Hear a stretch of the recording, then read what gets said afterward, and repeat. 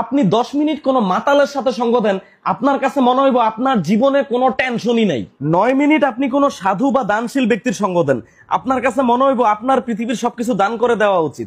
8 minute আপনি কোনো নেতা বা টিকটকারের সঙ্গ দেন, আপনার কাছে মনে হইব আপনি জীবনের সবচেয়ে বড় ভুল করছেন পড়াশোনা কইরা। শুধুমাত্র 7 মিনিট আপনি কোনো লাইফ ইন্স্যুরেন্স কোম্পানির লোকের সাথে বসেন, আপনার কাছে মনে হইব আপনার মইরা যাওয়াটাই সবচেয়ে বেটার অপশন। 6 মিনিট আপনি কোনো ব্যবসায়ীর সাথে বসেন, আপনার কাছে মনে হইব আপনি জীবনে যা কামাই করছেন এগুলো আসলে কিছুই না। 4 মিনিট আপনি আপনার কোনো পছন্দের ভালো শিক্ষকের সাথে বসেন, আপনার কাছে মনে হইব ইস, আমি যদি আবার স্টুডেন্ট হইতে পারতাম। 3 মিনিট আপনি কোনো কৃষক বা দিনমজুরের সাথে বসেন, আপনার কাছে মনে হইব আপনি যা কষ্ট করতেছেন এগুলো আসলে কিচ্ছুই না।